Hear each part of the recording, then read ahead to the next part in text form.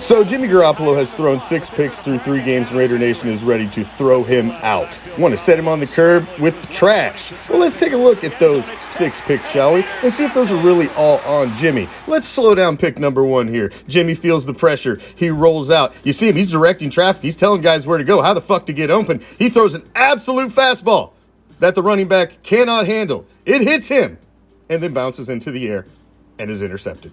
A tips drill. Is this really on the quarterback? Let's take a look at interception number 2 here, shall we?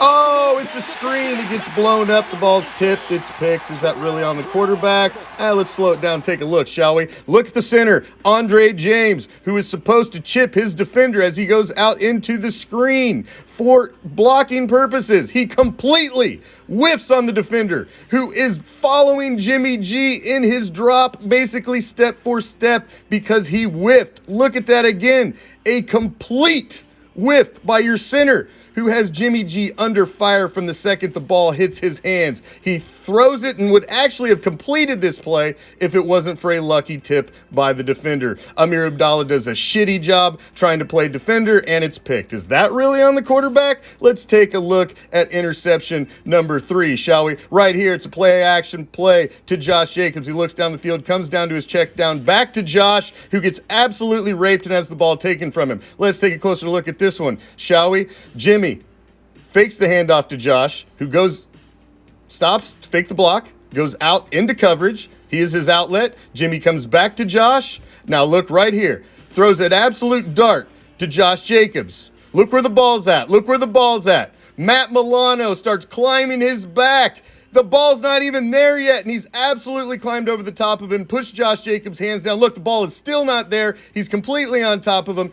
Absolutely rapes Josh. Not only is this not on the quarterback, that's a fucking penalty, ladies and gentlemen. Let's look at the next pick, shall we? Here's Jimmy G. He's under pressure. He's in the pocket. I would put this one on Jimmy. This one seems like a bad pass. When you go back and look at it, he was under pressure. There was a lot of hands around his arm, but it just looks like, I mean, you could put it definitely wasn't very good protection.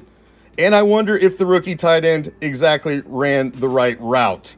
I would probably put this one on Jimmy. He earned that interception, but there's also some other hands in the cookie jar there. Let's take a look at the next pick here. Jimmy, he knows it's late in the second half. He needs this one. He needs it bad. He's standing back there. He's directing traffic, telling the wide receivers where to go. Look at this one again. He's got all the time in the pocket. Right there. He wants to go to Devontae. Can't. He's looking at all of his guys. He's scanning all across the field. Looks back to Devontae, telling him and Jacoby where to go. Go deep. I'm blitting it up. He puts it up to try to get it over the defender. Jacoby did not make a very good adjustment at all. I would put this one as much on the wide receivers, and that's a coverage pick. I wouldn't put that one much on Jimmy either.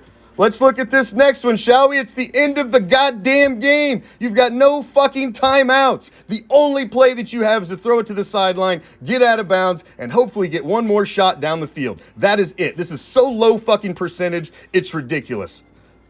The Steelers knew exactly what the Raiders needed to do. This needs to be a deep pass to the sideline. So you've completely covered. Davante Adams has 3 guys around him. Jacoby Myers is the same way. You can't throw the underneath route. It has to be a deep route to even have a chance at the next pass because you've only got seconds left on the clock. Quit blaming your quarterback and understand situational fucking football, Raider Nation. He gives the Raiders the best chance to win, and we need him this week against the Sparklers in LA.